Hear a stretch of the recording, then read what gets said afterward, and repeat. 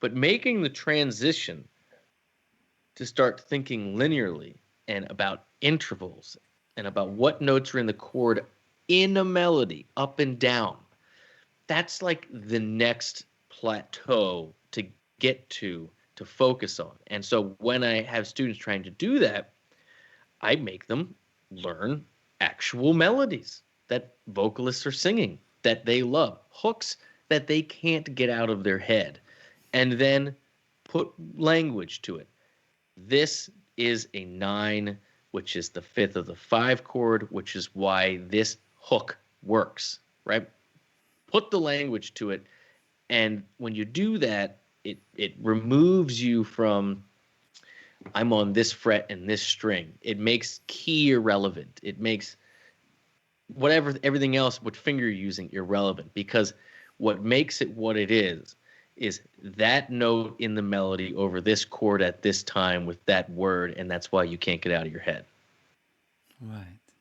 Yeah, that makes sense to you. Yeah, I think so. I mean, what you're saying now, that's also exactly where I am at in my journey. Because I was for I think actually too long. For too long, I was always practicing technique and patterns rather than knowing Yeah, why do I like this solo, for example? yeah, Like, why does this note move me so much? I never thought about that. I always thought, oh, I'm going to learn as many licks as I can. I'm going to play them all. exactly. But then you Which is realize, fun. Which is fun. right. Yeah. But the problem is there, you realize, first of all, you repeat yourself and you realize maybe that, oh, it becomes a bit boring. It sound, I don't know, it still feels like less musical somehow. Well, and a lot of it has to do with age, and it has to do with experience in general. So when you're young, you're impressed by all the fast, super glitzy stuff. Yeah. And you're always trying to be faster, do more, impress your friends, like be that person that can do things that other people can't do physically. And as you get older, I'm speaking about me because some people never get past that place or just love that place, and that's fine. Do you? But me, I spent many years there, and now I'm at the other side that I view the other side as the absolute hunt for uh, just the Expression. middle. Yeah. Well, Yeah. no, just like the inside. So the hunt for the inside. Like it's so easy for people to be, especially guitarists, just to I'm learning this crazier scale over this crazier progression. I got this crazier technique, and look how nuts this is. And like now, I focus intently on like the inside. What at its core is making me not able to get this out of my head? Like why is this stuck in my head? Why do I love this? And break it down to its core isolated essence and put words to it and be like, this is why I love this solo. This is why I love this vocalist. Like this is the reason.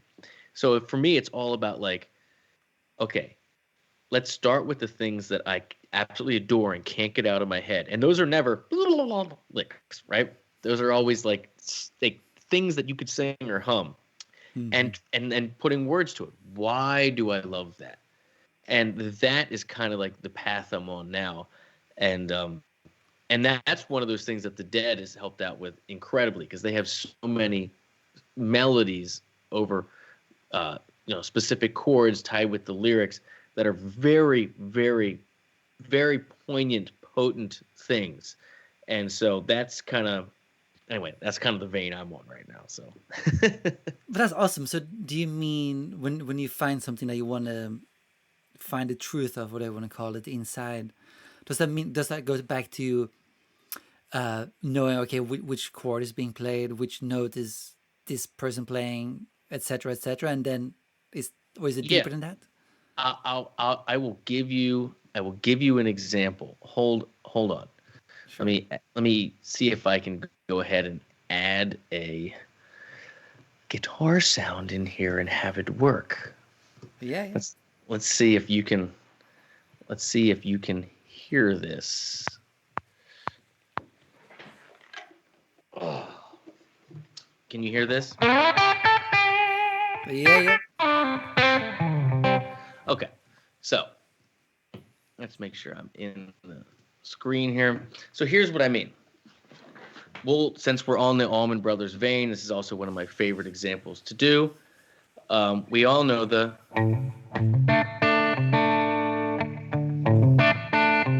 and this melody that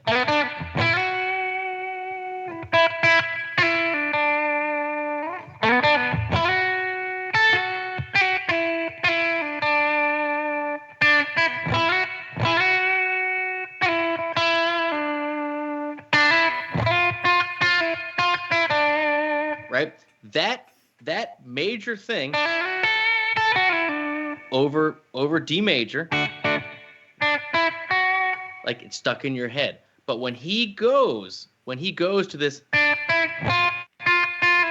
I'm not gonna let him catch me, no, he switches to minor right there. And so this is a perfect example of like, something happens there. And this happens over this G minor 7 chord. So G with a B flat triad over top. So what is this B flat triad? This has an F in the bass.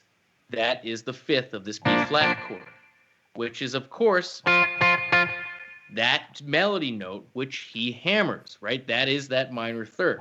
So this is what I'm talking about, where it's just like, why can't I get that melody out of my head? The reason is he goes to the 4 minor chord, and the 5th of the 4 minor chord is the flat 3 of your vocal line. That's it. Right. That's it. And so Right. and so whenever you see something, you can change the key. Like whenever you see something, like if I'm in E major, right?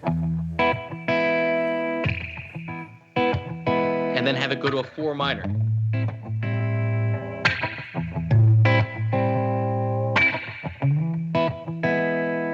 Right, that little it's not something you encounter all the time, but it's a cool sound.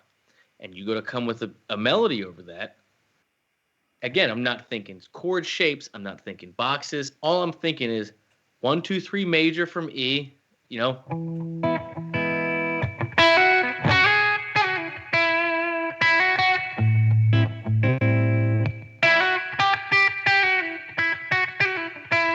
And then I'm thinking minor right there.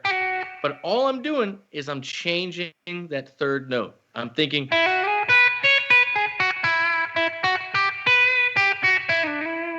I'm not going across in a box. There's no scale, there's no lick.